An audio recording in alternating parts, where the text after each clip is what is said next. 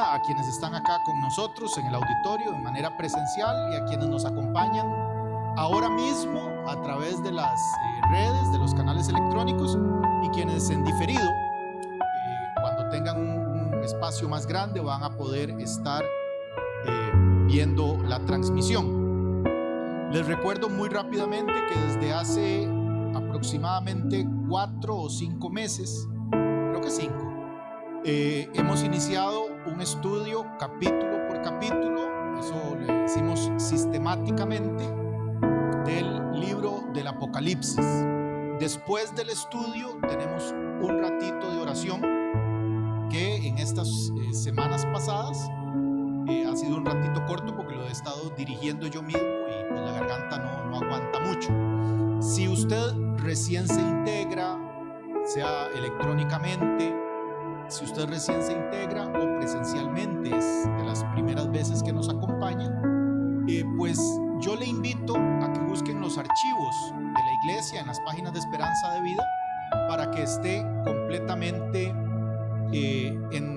enlazado lo que hablamos hoy. Si es la primera vez que nos acompaña, o la tercera o la cuarta, pues hay una serie de información que hemos venido acumulando y que pues de repente puede que a usted le parezca que el segmento de hoy está eso, básicamente segmentado.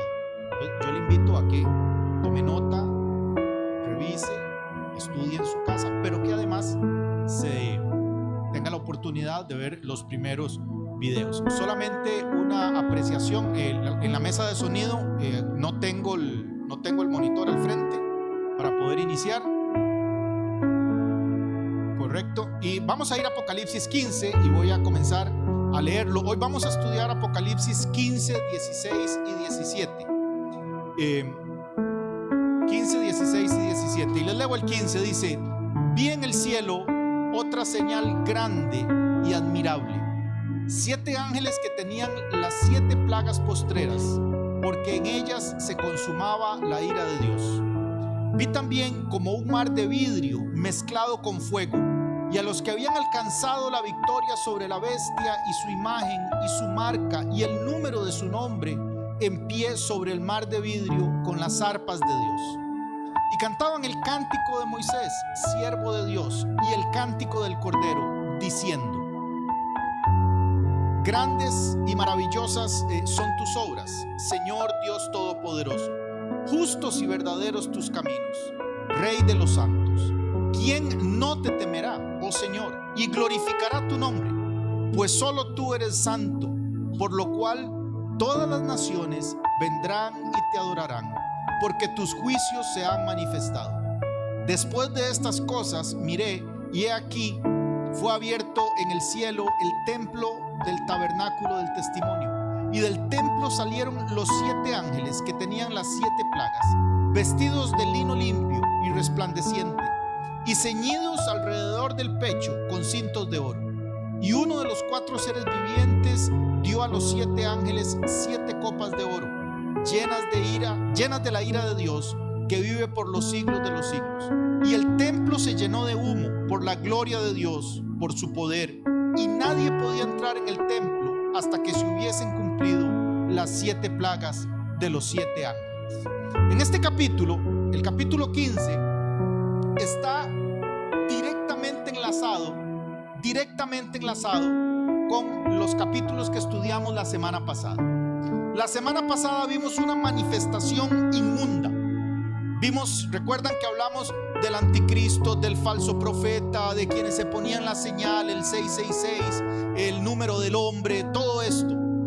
Y ahora, al abrir el capítulo 15, el capítulo 15 es una antesala, es una preparación, es una visión que Juan tiene preparatoria para lo que va a venir en los capítulos 16 y 17.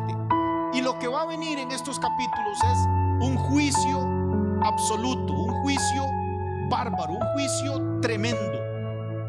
Y este juicio viene en una forma tan fuerte, tan tremenda, porque la humanidad desde el capítulo 1 ha venido torciendo su camino y ha llegado al punto que en el capítulo 14, que fue lo que estudiamos la semana pasada, la humanidad está adorando a la bestia, está adorando al anticristo, el falso profeta está dirigiendo adoración al anticristo, y ya una vez que se colma la paciencia de Dios, no queda más que el juicio de Dios. Y esta es una aplicación práctica que nos deja el capítulo 15.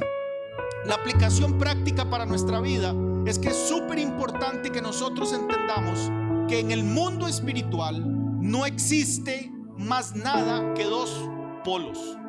O estamos viviendo en la gracia de Dios, o estamos a la expectativa del juicio de Dios. Los seres humanos tenemos muchas formas de ser. Los seres humanos a veces estamos alegres, a veces somos enfadones, a veces somos regañones, a veces somos cariñosos, a veces nos damos abrazos, a veces nos saludamos de lejos, y entonces llegamos a creer que Dios es más o menos parecido a nosotros, que si tiene un buen día nos bendice, y que si Dios ese día amaneció enfadado, no nos oye cuando oramos. Pero la verdad, a nivel espiritual, es que Dios tiene dos manos para tratar con la humanidad, y con usted y conmigo: la mano de la gracia o la mano del juicio. Única y exclusivamente dos manos: o la mano de la gracia o la mano del juicio. Y lo que nosotros hemos leído acá es que quienes hemos tomado la mano de la gracia hemos sido arrebatados con el Señor desde hace muchos capítulos atrás, ¿cierto? Que habíamos sido arrebatados. Y ahora aquí lo que queda es una humanidad que rechazó la gracia de Dios, rechazó el perdón de Dios, rechazó el sacrificio de Dios, y lo único que queda para esta humanidad que ha rechazado la gracia y la misericordia de Dios es el juicio. Y eso es algo que a veces no nos gusta afrontar. No nos gusta decir que cómo es que un Dios bueno va a hacerme pasar por esto, cómo es que un Dios bueno va a hacer pasar a alguien por una situación tan grave. Bueno, porque Dios tiene solamente dos formas de tratar con la humanidad: la mano de la gracia o la mano del juicio. ¿Sí me estoy explicando en esto? Y ahora se van a venir una serie de juicios muy graves. Los vamos a empezar a leer a continuación. Una serie de juicios muy graves. Y uno puede llegar a pensar: qué extraño, en la iglesia predican de un Dios de amor. Qué extraño, en la iglesia predican de un Dios que tiene cariño, paciencia, y sin embargo desata estos juicios tan terribles sobre la humanidad. Bueno, lo que pasa con estos juicios tan terribles sobre la humanidad es que son juicios que quedan una vez que hemos rechazado la gracia de Dios.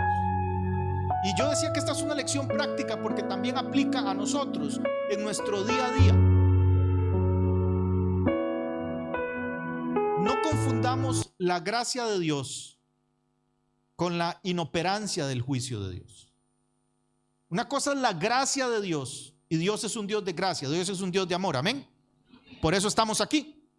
Pero si rechazamos esa gracia, dice la Escritura que no queda más nada que una horrible expectación de juicio. O sea que lo único que uno puede esperar cuando ha dado la espalda a la gracia de Dios es juicio. Y el juicio de Dios es tremendo, como vamos a ver en el capítulo 16.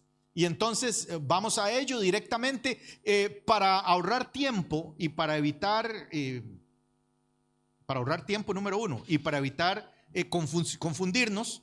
La secretaria que me asiste en casa ha hecho una tabla con las 7 copas de la ira. Claramente, como les he explicado las veces anteriores, no se imagine usted que es que efectivamente va a pasar un ángel y va a pasar con una copa de oro y todos le van a ver, sino estos son eventos que van a ir sucediendo, acumulándose el uno al otro.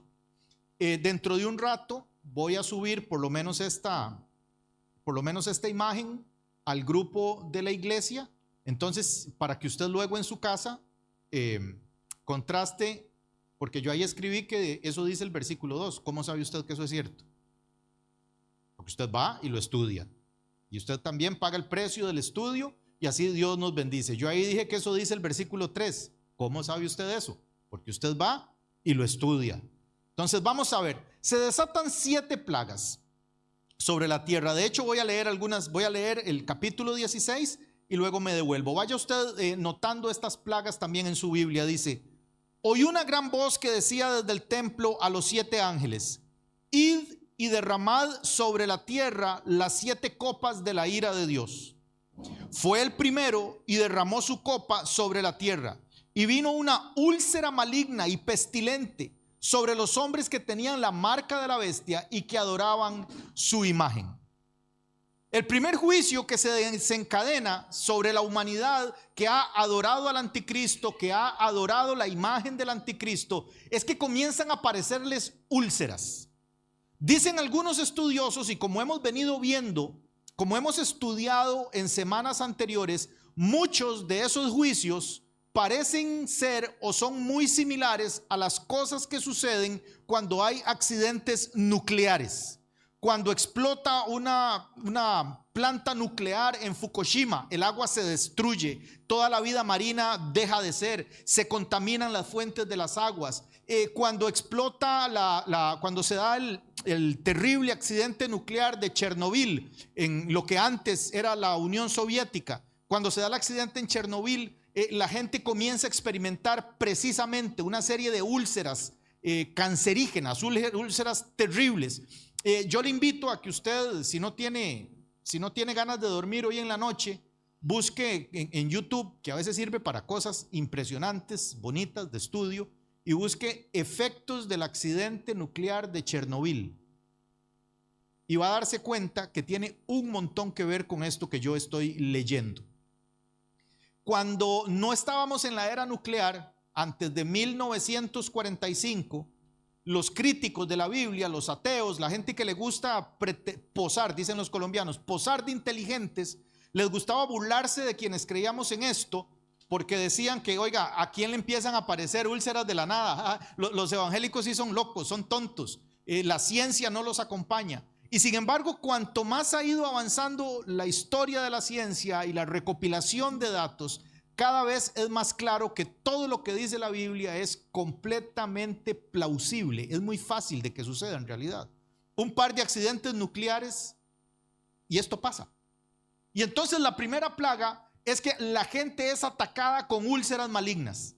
La gente es dañada, su piel es dañada con úlceras malignas. La segunda plaga, versículo 3, dice: el segundo ángel derramó su copa sobre el mar, y este se convirtió en sangre como de muerto, y murió todo ser vivo que había en el mar. Y permítame decirle que esto es un juicio terrible sobre la humanidad. Que la vida marina deje de ser es algo tremendo, es algo espantoso. La humanidad, nosotros como personas que creemos en Dios, sabemos que dependemos de Dios. Amén. Pero nuestra parte biológica, aunque usted no lo crea, depende del mar. Todos los ecosistemas, todos los animalitos, todo lo que hay sobre la tierra depende de que la vida marina esté funcionando. De hecho, la parte biológica de la ciencia ha descubierto que la vida empezó en el mar. Y si usted lee Génesis, se da cuenta que la vida empezó en el mar. Los primeros seres vivientes que Dios creó son los seres vivientes que estaban en el mar. Entonces, una vez más, la ciencia, después de miles de años, comprueba que lo que la Biblia decía miles de años antes era verdad. Entonces va a haber un nuevo juicio. ¿Qué podemos pensar? Podemos pensar en un accidente nuclear espantoso, o varios accidentes nucleares que contaminen también el mar. Del versículo 4 inicia el tercer ángel, dice: y el tercer ángel derramó su copa sobre los ríos y sobre las fuentes de las aguas, y se convirtieron en sangre. Y oí al ángel de las aguas que decía: justo eres tú, oh Señor, el que eres y que eras, el santo, porque has juzgado estas cosas. Por cuanto derramaron la sangre de los santos y de los profetas, también tú les has dado a beber sangre, pues lo merecen. También oí al otro que decir desde el altar, que desde el altar decía: ciertamente, Señor Dios Todopoderoso, tus juicios son verdaderos y justos. Ahora es el agua potable. Primero hay un juicio sobre la piel de la gente, después hay un juicio sobre el mar, luego ahora hay un juicio sobre el agua potable, dice los ríos y las fuentes de las aguas. Y ya en este momento la humanidad debe estar pasando algo tan terrible, su estilo de vida, su dolor, su angustia debe ser algo tan terrible que los ángeles que están desatando el juicio hacen una exclamación que es como extraña. Uno dice: ¿por qué ese ángel se pone a decir eso? Es tan terrible lo que la gente está viviendo que el ángel dice: Señor, justo es lo que estás haciendo. Es justo lo que el Señor está haciendo. ¿Cómo nos cuesta a nosotros, otra aplicación práctica? ¿Cómo nos cuesta a nosotros, o cómo me cuesta a mí muchas veces, aceptar que las consecuencias de mis acciones son justas? Y aceptar que cuando me he equivocado hay consecuencias, y que de esas consecuencias no son agradables, y que eso es justo. A nosotros no sé, bueno, cuando digo a nosotros, digo tal vez a mí me encanta decir: es que eso no es justo. Permítame decirle que nosotros no tenemos la menor idea de lo que es justo y lo que no es justo. La única persona que puede decir que alguien le ha tratado con injusticia es Jesús, quien, haciendo todo tipo de bienes, fue atado a la cruz del Calvario y crucificado. Y el justo por los injustos. Creí que iban a decir amén. Creí que iban a decir amén, porque el justo por los injustos. Usted y yo estamos aquí y no es justo que estemos, ¿sabía eso? Ya que nos gusta a veces tanto jugar de que no es justo lo que nos pasa, no es justo que nosotros estemos aquí. No solo porque fuimos pecadores, sino porque seguimos siéndolo. No solo porque hicimos cosas inadecuadas, sino porque seguimos haciéndolas. No solo porque en otro tiempo nos dejamos llevar por nuestras pasiones humanas, sino porque seguimos haciéndolo. El justo por los injustos. Y es tan terrible lo que la humanidad está viviendo que el ángel dice: Señor, tu juicio es justo. Tu juicio es justo. O sea, aquí no tengo la menor idea, y gracias a Dios espero no estar aquí para averiguarlo. Pero lo que esta humanidad va a vivir es algo tan espantoso, que un ser espiritual como un ángel dice: Señor, tu juicio es justo. O sea, es fatal lo que están viviendo, pero es justo lo que están viviendo, porque fueron gente que hicieron terriblemente mal. Vamos al versículo 8, dice: el cuarto ángel derramó su copa sobre el sol, al cual fue dado quemar a los hombres con fuego, y los hombres se quemaron con gran calor, y blasfemaron el nombre de Dios, que tiene poder sobre estas plagas, y no se arrepintieron para darle gloria. ¿Ya ve por qué es justo el juicio? Blasfemaron el nombre del Señor y no se arrepintieron para darle gloria. Ahora, en esta plaga, dice que esta plaga la que afecta es el sol. De alguna manera que no entendemos, nuestro planeta está cubierto por una serie de elementos que no vemos. Hay elementos que nosotros no vemos, pero que son indispensables para la vida humana. Por ejemplo, la capa de ozono. ¿Usted sabe qué pasa si desaparece la capa de ozono? El sol nos quema. Hay una serie de elementos magnéticos que se llaman los aros de Van Halen. Los aros de Van Halen producen una energía magnética. Van Halen no solo era un grupo de rock de los 80s, también son unas cosas muy útiles, que son lo que desvía los asteroides. Hay un magnetismo en nuestro planeta que nadie sabe por qué está ahí ni cómo está ahí. Bendito, nosotros sí lo sabemos, no sabemos mucho de ciencia, pero sabemos que Dios los puso ahí para guardarnos. Entonces van a pasar una serie de cosas a nivel cósmico, tal vez nuclear. Yo insisto mucho en el tema nuclear, la energía atómica, la energía nuclear. Insisto mucho en eso. De hecho, en este momento estamos al borde de volver a la guerra en Medio Oriente entre Estados Unidos e Irán. ¿Y sabe cuál es el meollo del hoyo, del problema con el que están ellos? La energía nuclear. Irán quiere tener energía nuclear, bombas atómicas, ojivas nucleares, y nadie más quiere que las tengan, porque eso es un problema enorme. Sería un problema enorme. Israel es una nación nuclear, tiene bombas atómicas. La planta atómica de Nemona se llama el lugar donde está. Entonces toda esa zona está minada, para decirlo de una manera, y ahí es donde se van a desencadenar todos estos hechos. Y algo va a haber pasado, yo supongo que a nivel atómico, ya eso es solo una suposición mía, que va a comenzar a dañar aquellas cosas que Dios puso ahí para guardarnos, y el sol va a comenzar a quemar a la gente, y lo que la gente va a hacer es blasfemar del nombre de Dios y no arrepentirse. Y entonces, versículo 10, cuando uno no se arrepiente, ¿sabe qué es lo único que queda? Acabo de decírselo en la introducción. Si usted no escoge la mano de la gracia de Dios, ¿cuál mano le queda? Juicio. Entonces, como la gente blasfemó del Señor y no se arrepintió, versículo 10, el quinto ángel derramó su copa sobre el trono de la bestia. Ahora ya estamos hablando Medio Oriente, estamos hablando muy posiblemente Jerusalén. y su reino se cubrió de tinieblas, y mordían de dolor sus lenguas, y blasfemaron contra el Dios del cielo por sus dolores y por sus úlceras, y no se arrepintieron de sus obras. Una vez más, es muy posible que vaya a haber una serie de explosiones volcánicas y explosiones atómicas que hagan subir cantidades de kilos, toneladas de ceniza al cielo, y que gran parte de la tierra quede a oscuras. Ya esto pasó alguna vez. Yo le invito a que usted busque información sobre la explosión del volcán Krakatoa. Krakatoa con K. Krakatoa. Que busque información sobre la explosión del volcán Santa Elena.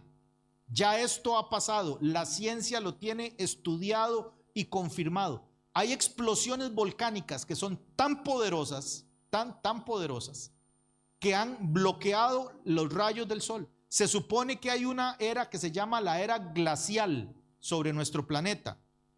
Y una de las causas de la era glacial fueron una serie de explosiones volcánicas que llenaron la atmósfera de ceniza, impidieron que el sol llegara y la temperatura sobre el planeta bajó tanto que se congeló. Pero me apresuro porque si no, no terminamos. Y la gente en medio de su oscuridad, en medio de su dolor, en medio de sus llagas, una vez más dice que lo que hacen es que blasfemaron contra el Dios por sus dolores y por sus úlceras y no se arrepintieron de sus obras. ¿Qué pasa cuando yo rechazo la gracia de Dios? ¿Qué me queda? El juicio. Entonces, como la gente volvió a blasfemar de Dios, versículo 12, no hay más.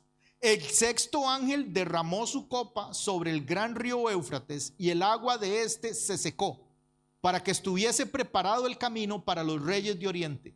Y vi salir de la boca del dragón y de la boca de la bestia y de la boca del falso profeta 3 espíritus inmundos a manera de ranas, pues son espíritus de demonios que hacen señales y van a los reyes de la tierra en todo el mundo para reunirlos a la batalla de aquel gran día del Dios Todopoderoso. He aquí vengo yo como ladrón, bienaventurado el que vela y guarda sus ropas para que no ande desnudo y vean su vergüenza. Y los reunió en el lugar que en hebreo se llama Armagedón. Déjeme explicar aquí un poquito. Déjeme ver cuánto tiempo tengo. ¿Cómo avanza el tiempo rápido cuando uno se divierte? Ok. Esta plaga es una plaga extraña, porque lo que pasa es que el río Éufrates, que es un río, todo el mundo sabe dónde está, se seca. Hoy, ya esto lo dije hace 15 o 22 días atrás, si no recuerdo. Si usted va y busca y pone imágenes del río Éufrates secándose, se va a dar cuenta que esto está pasando ya. El río Éufrates ya está comenzando a secarse. Hay áreas donde está en un mínimo histórico de agua. Y nos dice la escritura que el Éufrates se va a secar totalmente para facilitar que pasen los reyes de Oriente. Ha habido mucho debate histórico en el mundo evangélico de quiénes son los reyes de Oriente. Casi todos los escolares están de acuerdo en que por lo menos uno de los reyes de Oriente se refiere a la Rusia, a los ejércitos rusos, que siempre ha querido tener influencia en Medio Oriente. Una de las grandes espinas de Israel, del pueblo de Dios, han sido los países árabes que le rodean. Pero los países árabes tienen petróleo, no tenían armas. ¿Sabe quién les vendía las armas para que atormentaran a Israel? Rusia. Entonces, algo va a comenzar a suceder.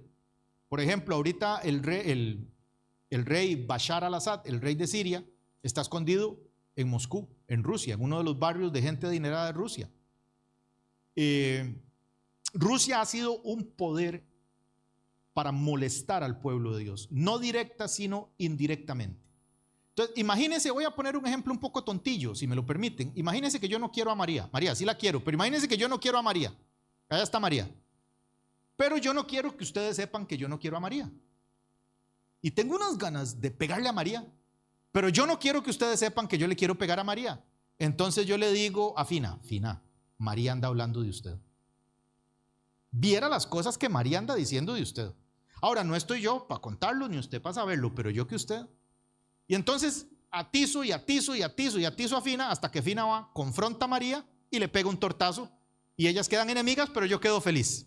Ese ha sido el rol de Rusia con el perdón de de los analistas geopolíticos, pero ese ha sido el rol de Rusia en el Medio Oriente durante decenas de años. Hostigar a Israel a través de otros. Lo que hace es poner armas. Dicho sea de paso, ese ha sido el rol de Rusia desde 1917, cuando lograron los bolcheviques ganar la revolución y transformarse en un país bolchevique, en un país comunista. Ese ha sido el rol de Rusia en absolutamente todo el mundo. Pasó en nuestra América a través de una organización internacional que desarrollaron los bolcheviques, que se llama la Comintern, que es el órgano político internacional a través del cual los rusos expandieron su revolución y llevaron la revolución a muchos países. Por ejemplo, Colombia es un país que ha sufrido extraordinariamente con esto. Ha influido en elementos como religión en la Latinoamérica nuestra. Déjeme ver su mano si es latinoamericana. Tres personas tenemos. Todos los que somos latinoamericanos, lo querramos o no, hemos vivido elementos de porque, por ejemplo, a nivel religioso, la Comintern organizó una cosa que se llama la teología de la liberación. La teología de la liberación era curas católicos como Camilo Torres. En Colombia sabrán, de hecho esta semana encontraron los restos de Camilo Torres exactamente donde estaba, en la urna donde estaba exactamente, para poderlo entregar a su familia y que lo enterraran, y se llama el cura guerrillero. Todo esto, bueno, no me quiero meter en eso, o más bien tengo unas ganas de meterme en eso, pero será para otro día porque el tiempo se me acaba. Pero bueno, entonces el Éufrates se va a secar para que los reyes de Oriente pasen, y dice la escritura que el falso profeta, que el dragón y que el anticristo, la semana pasada vimos que esa era la trinidad inmunda, van a soltar unos espíritus inmundos, dice que en forma de sapo. Todo esto es simbólico. Lo que quiere decir es que van a empezar a hablar y hablar y hablar, y que van a convocar un gran ejército, y que este gran ejército se va a levantar en contra de Israel para la batalla final. ¿Es esto muy difícil que el pueblo se levante en contra de Israel? No, no es nada difícil, es requete fácil. Si cuando yo llegué a vivir a este país, gracias a Dios, en el mes de julio, Israel estaba en guerra no con la Franja de Gaza, Israel estaba en guerra contra una organización terrorista que se llama Hamas, y resulta que aquí en España, por todo lado, de hecho usted sale aquí al frente, hay un montón de pintadas que dicen liberen a Palestina, Israel que lo ahoguen en el mar y todo lo demás. Gente que no puede poner el dedo en un mapa político y no puede poner el dedo sobre la Franja de Gaza porque no sabe dónde queda, pero pone a hablar grandes cosas como estos, hablar de sapos que salen de la boca. Y bueno, todo eso también se lo debemos agradecer a ciertos movimientos de cierto lado del espectro político. La semana pasada estaba con mi esposa paseando y estaba en Irlanda. Y por ejemplo, ahora para el domingo hay una marcha convocada en Dublín, porque es una marcha en contra de Israel, porque dicen, la guerra no ha terminado, sigamos quejándonos de Israel. Y yo decía, qué curioso, ¿y ahora qué está haciendo Israel? ¿Qué está haciendo ahora? Nada, pues tenemos que seguir quejándonos. Entonces, no es muy difícil, créame, no es muy difícil que los reyes del mundo se levanten y que a base de mentiras y engaños, Satanás logre convencer a una gran cantidad de personas para que vayan a levantarse a ese lugar. Es común que personas de un país vayan a luchar a otro lugar, es súper común. La historia de aquí de España, y también yo le invito, hoy no duermen, si me hacen caso estudiando todo lo que les dije, hoy no duermen.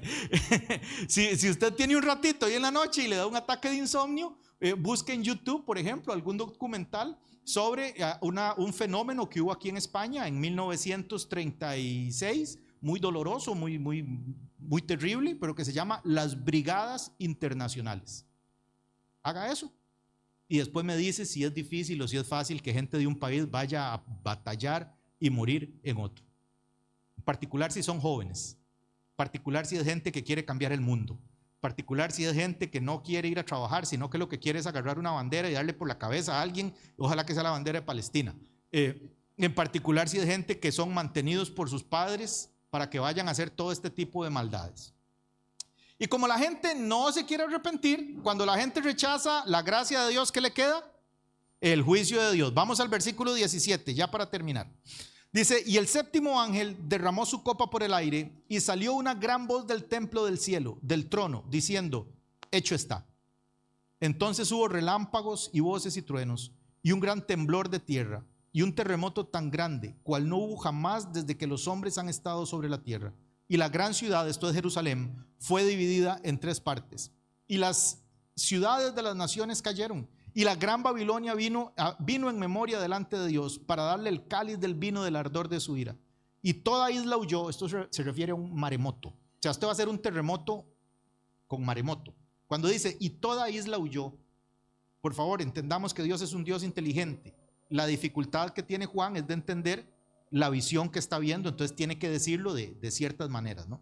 Toda isla huyó y los montes no fueron hallados. Significa que es un terremoto, algo tremendo. Y cayó del cielo sobre los hombres un enorme granizo, como el peso de un talento. Y los hombres blasfemaron contra Dios por la plaga del granizo, porque su plaga fue sobremanera grande. Entonces esta es una plaga doble. Hay un terremoto, posiblemente con tintes de maremoto, y además granizo. Y la gente lo que hace es blasfemar. Entonces ahora tenemos, y ya vamos a casi terminar, que usted no lo crea. Ahora tenemos el Éufrates seco. Tenemos un ejército que en capítulos anteriores Juan escuchó el número de cuántas personas van a componer ese ejército. Son 200 millones de personas. Van a ser ejércitos masivos que se han levantado para combatir contra Israel. Y van a combatir en una llanura que aquí en la Biblia le describieron Armagedón en el capítulo 16. ¿Cuántas películas ha visto usted? Hay una de Bruce Willis, Armagedón. Armagedón está en el inconsciente colectivo como la batalla final, el final, donde aquello todo termina. Y efectivamente así va a ser. Por eso el séptimo ángel, cuando sale con su copa, dice, hecho está. Hecho está, lo que significa es, ya está listo. Ya no hay tiempo de perdón, ya no hay tiempo de misericordia, hecho está. Y esto también es una lección práctica para nuestra vida. También hay momentos en nuestra vida en los que tenemos que analizar cuando algo hecho está. A veces nos involucramos en relaciones que son de lucha y batalla y lucha y batalla, y en algún momento uno tiene que decir, hecho está, aquí no hay nada que hacer. A veces tenemos relaciones laborales que son de lucha y batalla y lucha y batalla, y en el trabajo están incómodos con uno y uno está incómodo en el trabajo. Hay que también saber decir, hecho está. Dios es un Dios de ciclos, y Dios es un Dios que muchas veces hace que haya ciclos que terminan en nuestra vida. Y aquí, cuando el ángel dice hecho está, lo que implica es que hay un ciclo en la historia de la humanidad que se acaba. Se acaba la gracia, se acaba la misericordia, se acaba esto, y ya no queda la gente más nada que expuesta al gran juicio. Y bueno, aquí se llama Armagedón, y esta es una llanura que existe. Yo no conozco Israel. En algún momento Dios me permitirá, cuando sea un buen momento, conocerlo.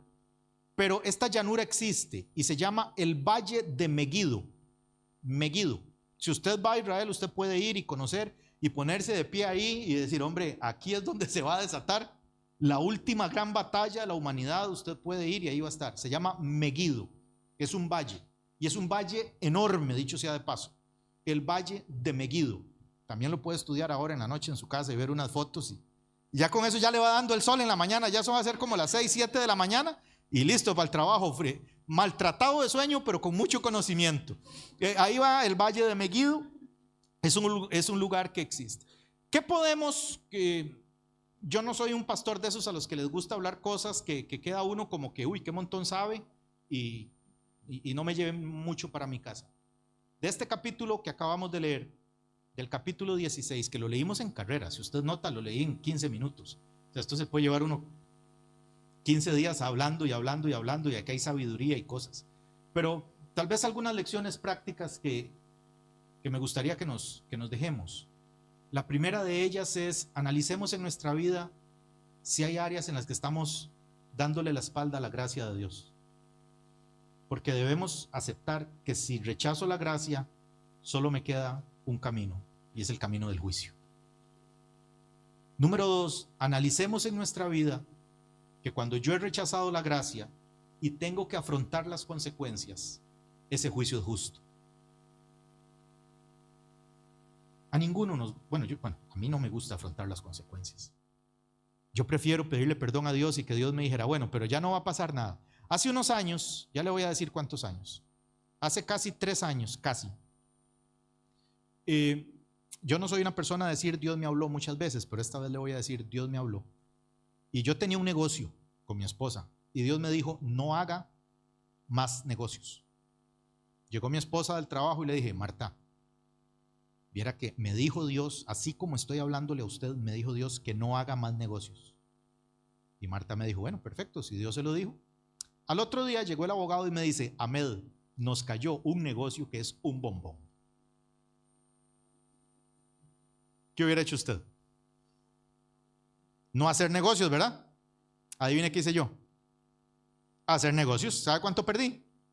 Ahí de entrada, ahí ese día perdí 30,000 euros. Ahí, ese día, ahí, 30,000 euros. Ataques de pánico, ataques de ansiedad, pleitos en la casa, pleitos con los hijos, pleitos conmigo mismo, pleitos con Dios. Yo le pedía perdón a Dios y le decía, Dios, si tú eres mentiras, ya no, yo ahora sí no hago, palabra que ahora sí. ¿Sabe cuánto he recuperado de mis 30,000 euros? 0. ¿Es justo el juicio de Dios? Claro, Él me lo había dicho, me lo dijo 24 horas antes. ¿Es bonito el juicio de Dios? Es de las cosas más feas. Ataques de pánico, ataques de ansiedad, pleitos con la mujer, pleitos con los hijos, pleitos con Dios, pleitos conmigo mismo, pleitos con el abogado. Y como uno no tiene suficiente, traté de recuperarlos. Y me dijo el abogado, claro, yo le ayudo, pero para empezar tiene que darme 3,000 euros más. ¿Y adivine qué hice yo? Se los di, claro. Porque las consecuencias no terminan. Cuando uno rechaza la gracia de Dios, solo queda un camino, y es el juicio. Analicemos, tal vez en nuestra vida diaria, tal vez sea solo la mía, en las que claramente sabemos que este no es el camino, que esta no es la forma, que esta no es la manera, que estas palabras no están bien, que esta actitud no está bien, que por ahí no es. Pero ¿será solo yo, que es como mi naturaleza rebelde y pecaminosa? Por ahí no es. Bueno, no voy a ir. Que ahí no vaya porque le va a hacer daño. Bueno, me recuerda tanto a Eva. Yo nunca me he preguntado por qué Eva comió del fruto del árbol. Eso me parece lógico. Me parece muy lógico por qué Eva comió del fruto del árbol. Lo que no es lógico es que estuviera a la par del árbol.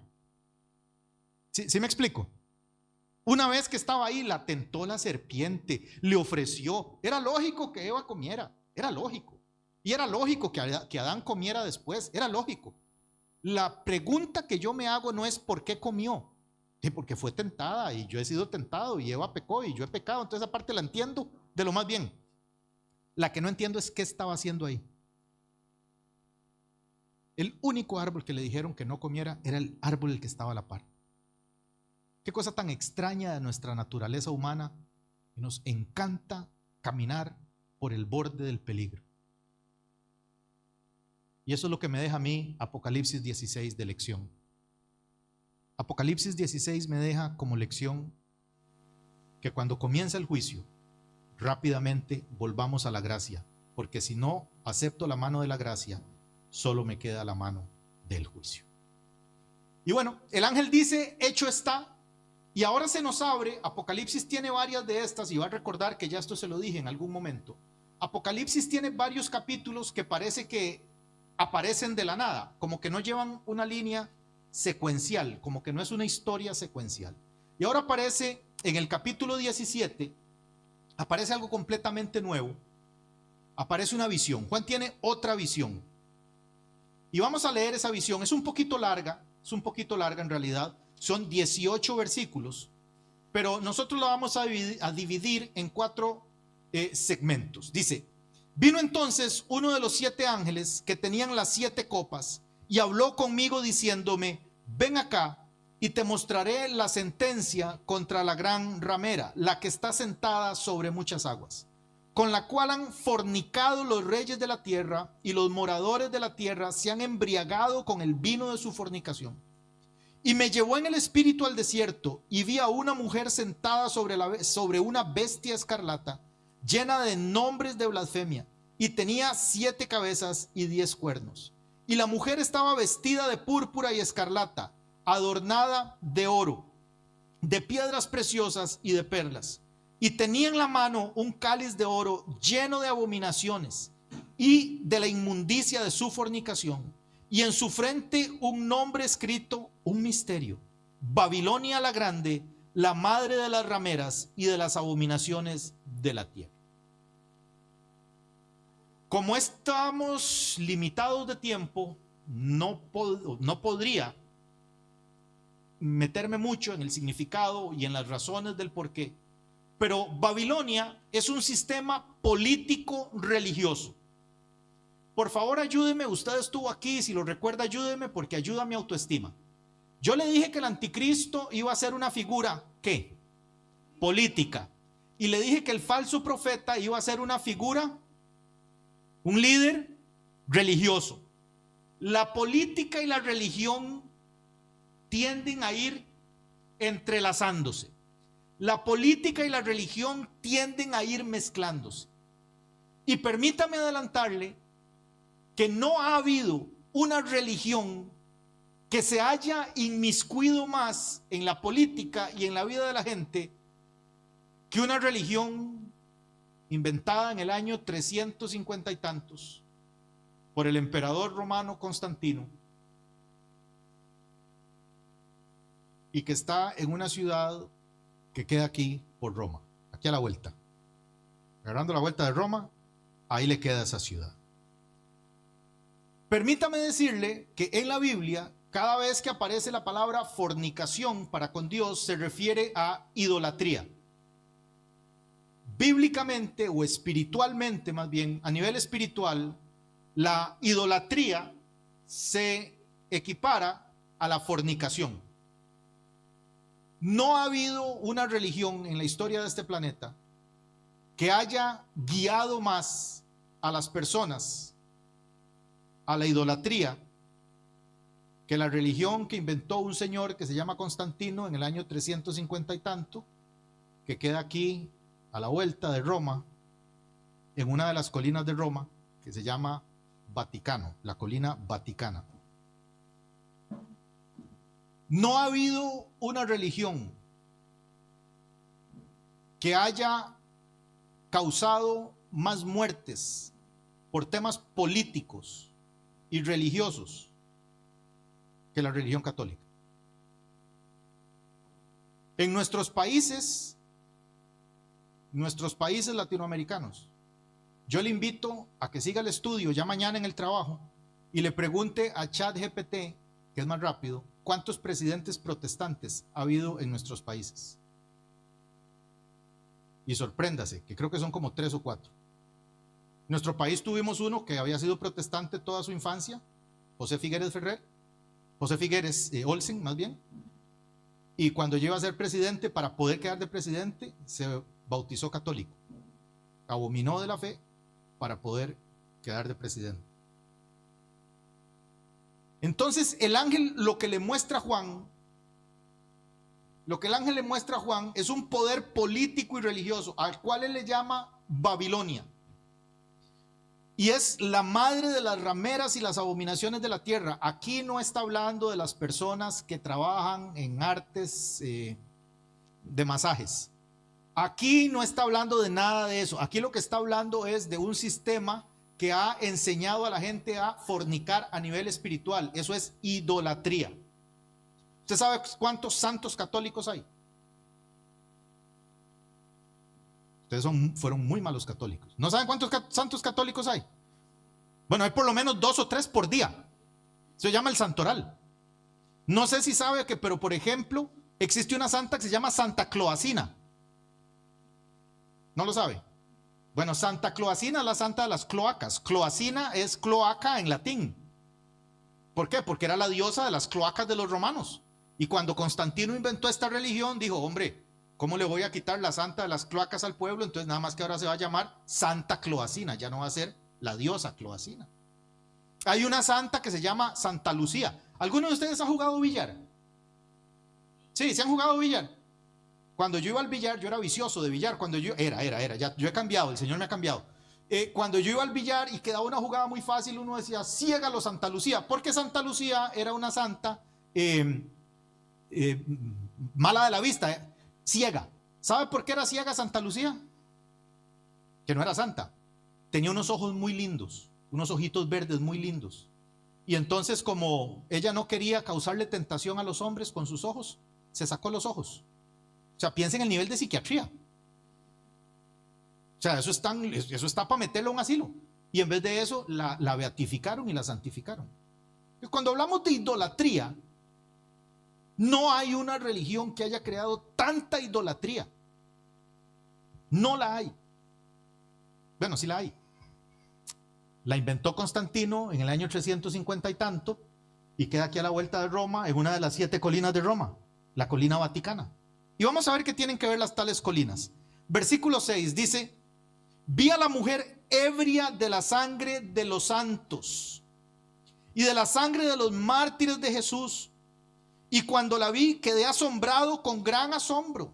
¿Usted tiene idea cuántas persecuciones religiosas ha lanzado la Iglesia Católica? ¿Usted sabe cuál era la pena por tener una Biblia en la casa? ¿O un fragmento de la Biblia? La muerte. ¿Usted sabe cuántas personas murieron predicando el Evangelio? Son decenas y decenas de miles. Y el ángel me dijo: ¿por qué te asombras? Yo te diré el misterio de la mujer y de la bestia que la trae, la cual tiene las 7 cabezas y 10 cuernos. La bestia que has visto era, no es, y está para subir del abismo e ir a perdición, y los moradores de la tierra, aquellos cuyos nombres no están escritos desde la fundación del mundo en el libro de la vida, se asombrarán viendo la bestia que era, no es y será. Esto para la mente que tenga sabiduría. Las 7 cabezas son 7 montes sobre los cuales se sienta la mujer. Averigüe por favor en internet, no me crea a mí, estudie. De todas las ciudades que hay en el planeta Tierra, averigüe cuál se llama la ciudad de las 7 colinas. Averigüe. No me crea a mí, no diga que es que le estoy lavando el cerebro a la gente. Averigüe usted que nos está viendo. La gente dice: los pastores nos quieren lavar el cerebro. Bueno, hombre, estudiemos todos para que no nos lave el cerebro nadie. Averigüe cuál es la ciudad de las 7 colinas. Roma. No hay otra. No la hay. No la hay. Y son 7 reyes, 5 de ellos han caído, uno es y otro aún no ha venido, y cuando venga es necesario que dure breve tiempo. Este rey que no ha venido es el anticristo. Versículo 10 es el anticristo, y va a durar un breve tiempo, va a durar 7 años. El reino del anticristo sobre la tierra va a ser un reino de 7 años, dividido en 2 segmentos: la tribulación y la gran tribulación. Todo lo que hemos estado leyendo ahora de último es la gran tribulación. Yo les dije que iba a ser un ser que se iba a levantar políticamente, que iba a organizar muchos de los problemas, que iba a ayudar a la gente, que iba a ayudar a los judíos, que iba a volver a construir el templo. Eso lo va a hacer durante los primeros 3 años y medio. Pero a los 3 años y medio se va a sentar en el trono, en el templo, en el lugar santísimo, y va a exigir que lo adoren a él. Y en ese momento se va a desatar una persecución contra los judíos. En ese momento va a inaugurarse lo que se llama la gran tribulación, y son todas estas series de juicios que hemos estado leyendo. La bestia que era y no es también el octavo, y desde entre los 7 y va a perdición. Y los 10 cuernos que has visto son 10 reyes que aún no han recibido el reino. Aquí el problema, vieran que no es tan difícil, el problema es la construcción gramatical que usa Juan. Entonces permítame tratar de explicar en el español de Costa Rica. Español bueno, ¿cierto? Sí se me entiende, el español de Costa Rica. Sí, excepto el de la parte de la R, que a Fernando no lo tengo muy convencido, pero lo que va a pasar es que cuando el anticristo ejerza su autoridad, ningún país se puede gobernar solo. ¿Qué es lo primero que hace un presidente o una presidente cuando quedan en autoridad? ¿Qué hace? Nombra a ¿quiénes? Ministros, claro que sí. Nombra a ministros. Ningún presidente puede ser el presidente de un país y también hacerse cargo de limpiar el campet, también hacerse cargo de dar los estudios. Ningún presidente puede ser presidente de un país y dirigir el culto de oración y dirigir la alabanza. Nombra ministros. Pues el anticristo igual. El anticristo, cuando entre a ejercer su autoridad, lo que va a nombrar, aquí dice que son 10 reyes, lo que va a nombrar son 10 presidentes, reyes, ministros, directores de conglomerados económicos, políticos, religiosos, que le ayuden a controlar. Dijimos la semana pasada que una de las claves del anticristo es que era una mezcla político-religiosa, ¿cierto? Pero también dijimos que iba a utilizar y controlar y dominar el comercio mundial, porque nadie va a poder comprar ni vender sin la marca de la bestia. ¿Recuerdan que dijimos eso? Por favor, ayúdenme. ¿Verdad que sí lo dijimos? Ok. No son cosas que uno se imagina. O sea, sí lo dije. Entonces, va a dominar la política, la religión, o sea, el acontecer completo de la vida humana y el comercio. Política, religión y comercio. Y lo va a hacer a través de delegar en 10 reyes, que van a ser 10 personas con mucha autoridad. Y ellos van a reinar, dice, y recibirán autoridad como reyes juntamente con la bestia. Estos tienen un mismo propósito y entregarán su poder y autoridad a la bestia. O sea que van a trabajar en pos de que la bestia sea engrandecida, que la gente se sienta admirada con el gobierno de la bestia. Dice, pelearán contra el Cordero y el Cordero los vencerá, porque Él es Señor de señores y Rey de reyes, y los que están con Él son llamados y elegidos y fieles. Eso somos nosotros, amén. Somos llamados, elegidos y fieles. Y ya voy a terminar esta noche, ya voy a terminar explicándole nada más un par de cositas sobre estos 10 reyes, o sea, los ministros del anticristo. Versículo 15, si me sigue por favor y terminamos, yo se lo agradezco. Dice, me dijo también, las aguas que has visto donde la ramera se sienta son pueblos, muchedumbres, naciones y lenguas.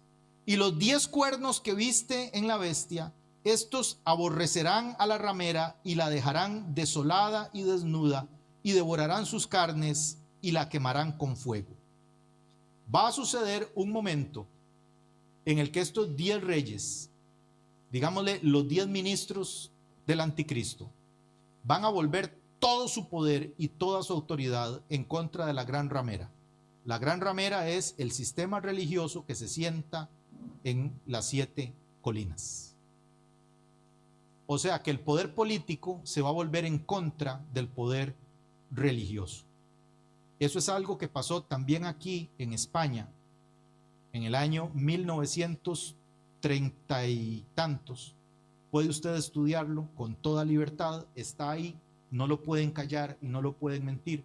Hubo una gran persecución política por parte de un sector, valga la redundancia, de políticos en contra de la Iglesia Católica, y eso marcó mucho la historia de la España que fue y de la España que estamos viviendo.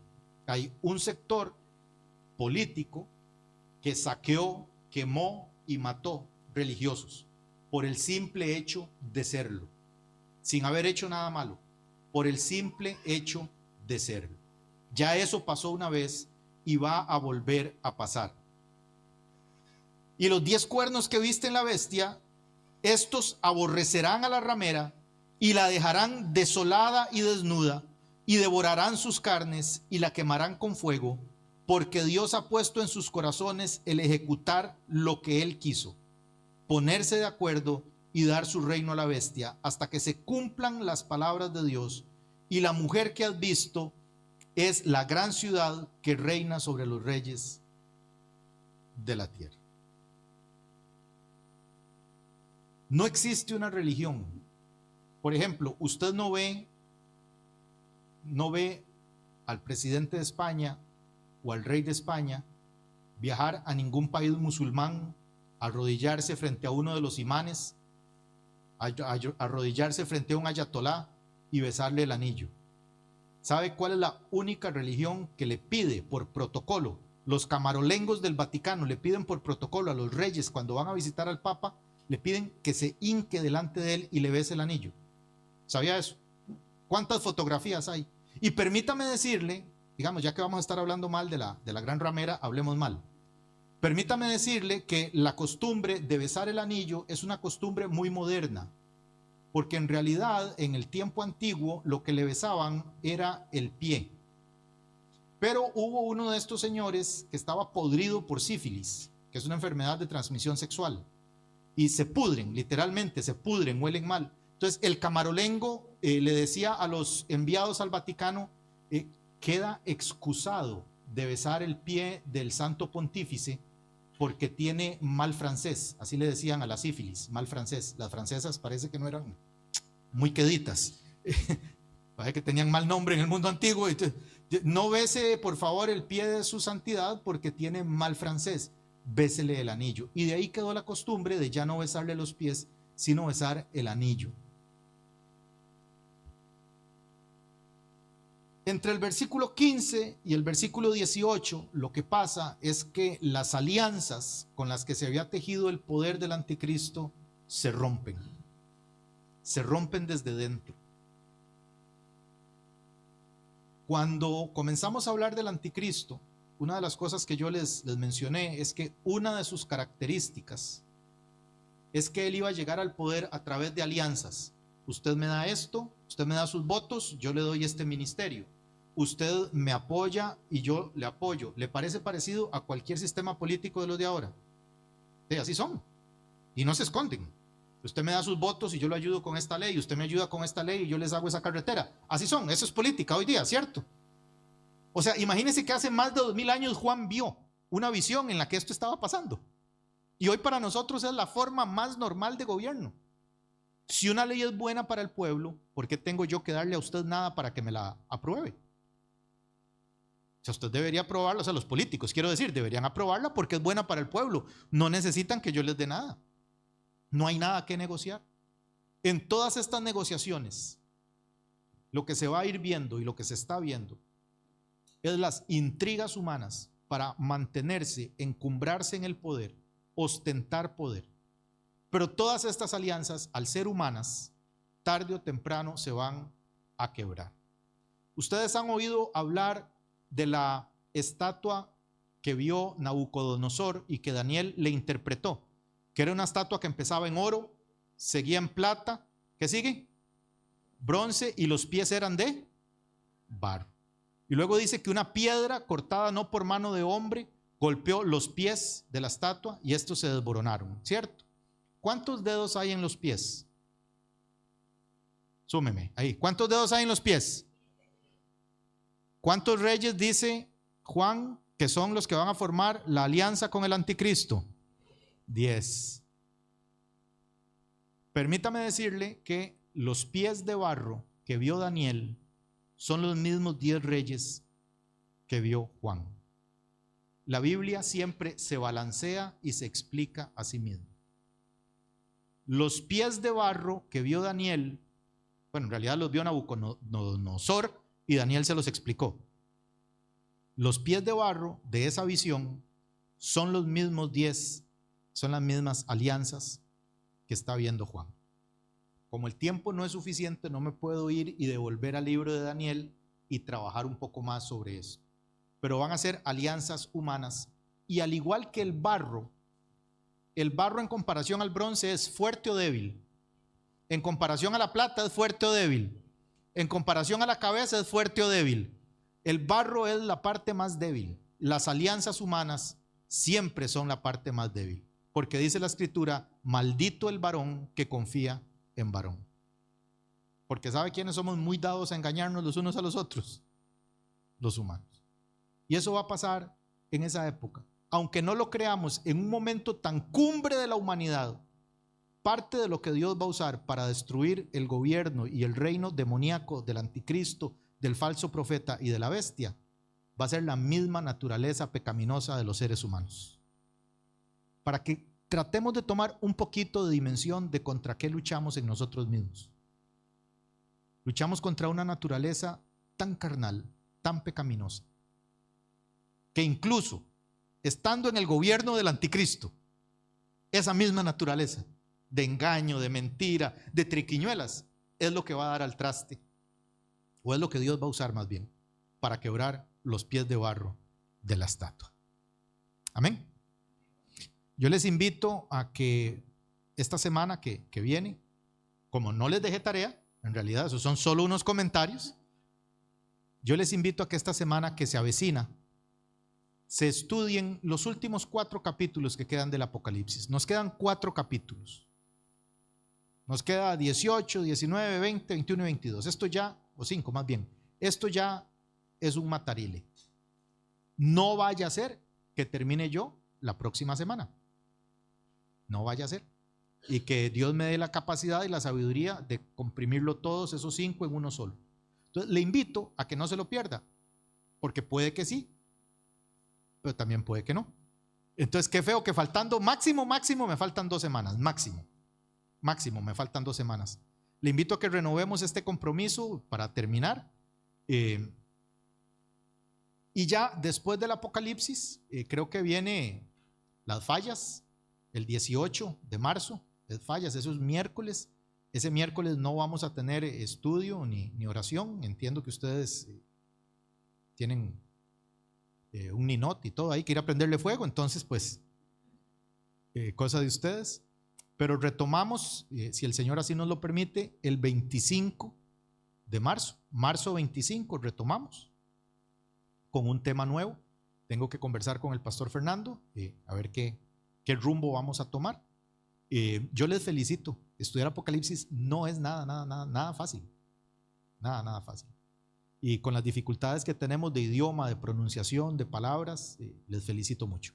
Así que ánimo, queda poco, terminemos y después reiniciaremos con alguna otra cosa mucho más preparada y tal vez mucho más interesante, quizás, si el Señor así nos da gracia. Le damos las gracias a quienes nos estuvieron viendo a través de la internet y a quienes nos van a ver en semanas posteriores, y quienes aquí quedamos, ¿qué les parece si nos ponemos de pie un momento?